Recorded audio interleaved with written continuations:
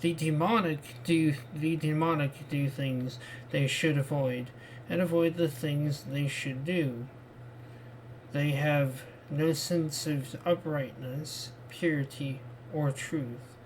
There is no God, they say, no truth, no spiritual law, no moral order. The basis of life is sex. What else can it be? Holding such distorted views, possessing scant discrimination, they became enemies of the world, causing suffering and destruction. Hypocritical, proud, and arrogant, living in delusion and clinging to deluded ideas. Insatiable in their desires, they pursue their unclean ends. Although burdened with fears that end only with death, they still maintain with complete assurance gratification of lust is the highest that life can offer.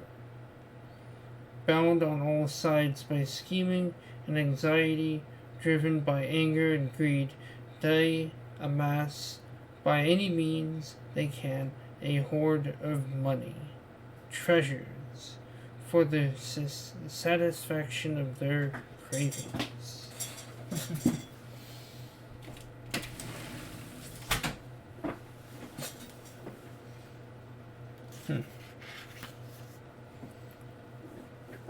I got this today, they say. Tomorrow I shall get that. Thus, this wealth is mine, and that will be mine too. I have destroyed my enemies, I shall destroy others too. Am I not like God? I enjoy what I want.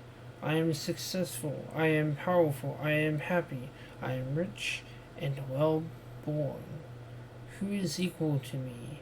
I will perform sacrifices and give gifts and rejoice in my own generosity.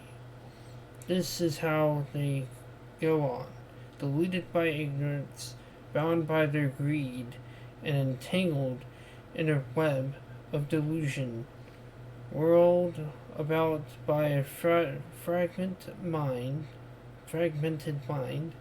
they fall into a dark hell. Self-important, obstinate, swept away by the pride of wealth, they ostentatiously perform sacrifices without any regard for their purpose, egotistical, violent, arrogant, lustful, angry, envious of everyone.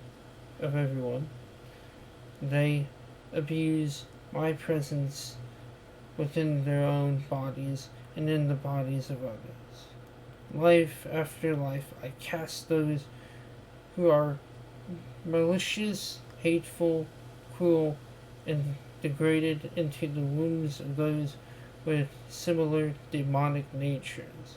Birth after birth, they find themselves with demonic tendencies, degraded in this way. Arjuna, they fail to reach me and fail and fall even lower still.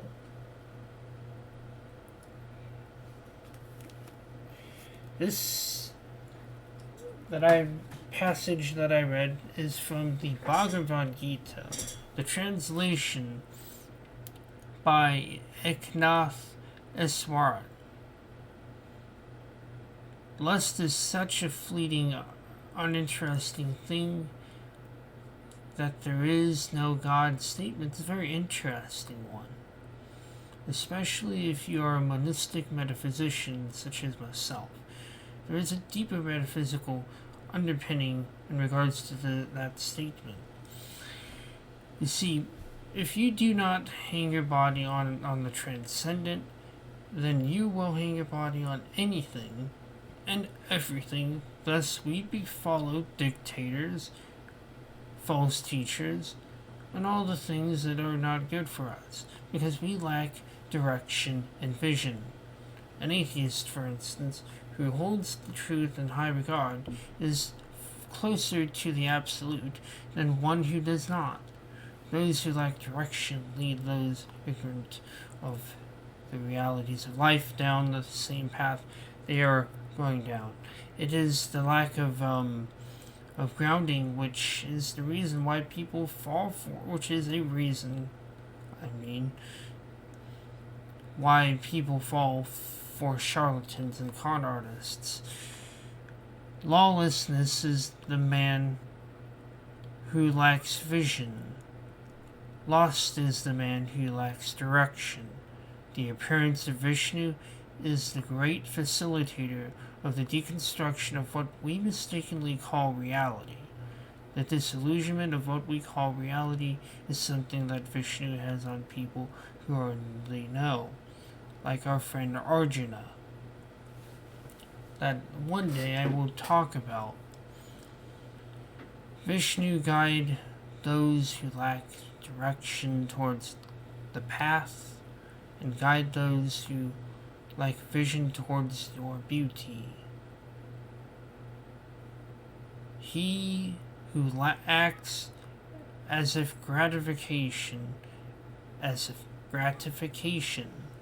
is the highest of all things, holds nothing sacred, and thus declares himself as God.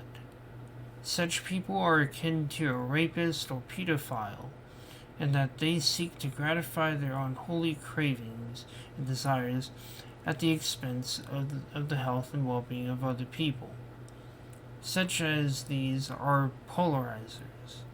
People like this so-called Nithyananda that I've been hearing about for years are demonic. People such as this turn people into NPCs.